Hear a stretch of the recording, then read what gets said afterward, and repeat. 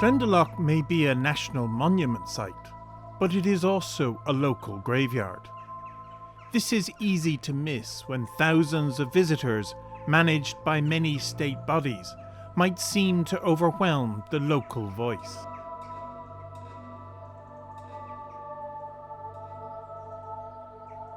But the resolution of the local versus state over the graveyard would lead to uncovering a whole new area of local history, a new tour, and become a template for all communities everywhere in how to effectively manage and develop your local amenity.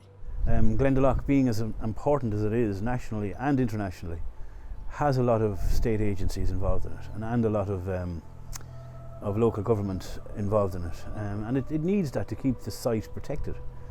I'm sure there was frustrations about certain elements of upkeep that locals would be entitled to in other parts of the country.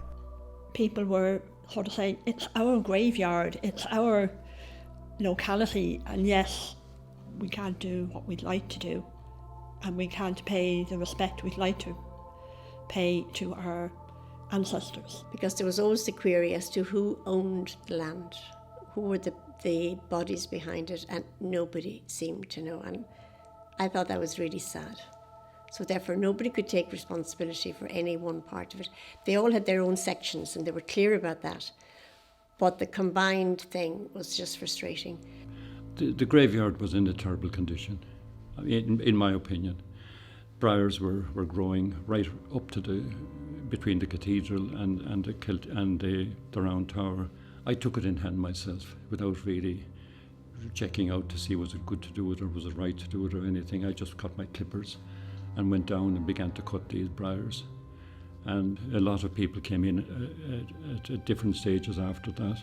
And then suddenly the authorities took action. And I think, sometimes things have to come to a head. And it's like, okay, you've crossed the line now, but what can we do here to make sure this doesn't happen again?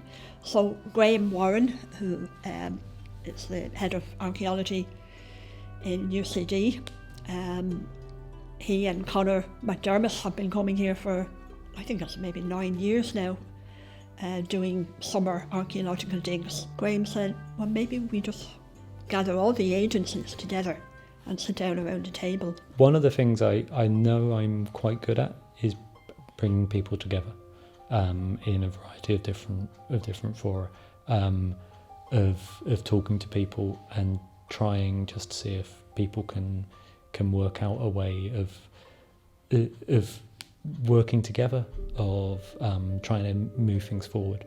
And he became a real leader in some ways in the group here. He brought us together. So we all came together and just got to discussing how to better promote the valley and to better preserve elements of it as well. So it snowballed from there. One of the earliest things that the forum was able to do was get buy-in from all of the stakeholders and raise a small amount of money to train members of the local community in how to record their graveyard itself. We were able to get the experts in, we were able to get John Tierney and Historic Graves in to mentor people on how to go about doing this. We were able to have contributions from people like the National Monuments and the Discovery Programme and UCD to help do all the digital recording. So it was a great example of that sort of collaboration. And we had our record sheets and we were shown how to do the work, which was fascinating. And then, to find graves that hadn't been seen, that was quite exciting. Oh, it was tremendous, really tremendous. As headstones were uncovered or, we recorded what was on the headstones, and sometimes it was quite difficult and we had to use different tricks of the trade. It was actually very concentrated. People were focused and very busy working in pairs or in threes on deciphering the headstones. So it was this sort of peaceful, focused work that people were doing. Yeah, it was great. What is a headstone? It's an aid memoir of the people who have gone before. So you have these beautiful stories being told, like wonder what kind of life Walter lived, and Walter is one of the people who was inscribed on a headstone as having died aged 106. And then there was headstones that had little shamrocks, little subtle symbols that indicated the political leanings of the people who were interred there. Here's a story being told of Christ being crucified, and the centurion and the hammer and the nail and the ladder, and the centurion on horseback. But Dennis Cullen has depicted the centurion as a militiaman. He's doing two things. He's telling a story and he's making it applicable to the people, but he is making a political statement as well, because this is what the people would have recognised.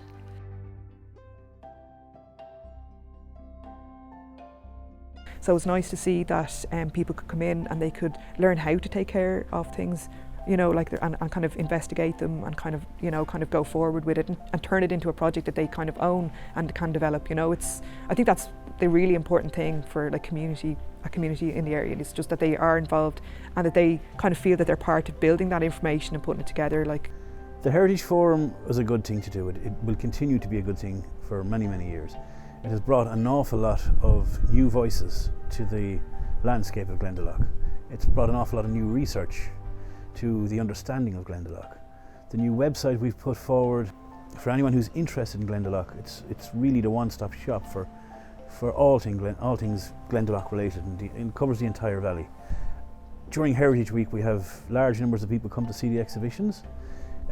We have people partaking in the big dig with kids during Heritage Week and various other events in the valley.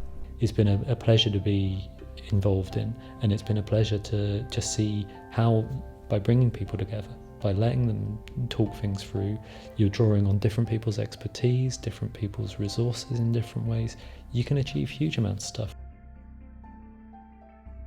Anybody in the Glendalough Heritage Forum, they just love the valley and they either work in it or they study it or they live in here, and it's just all, you know, they all have the common goal is that they want kind of the best for it and they want, you know, everyone to try and enjoy it.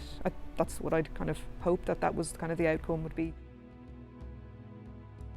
I think it's so much better now. So much better, and it just goes to prove that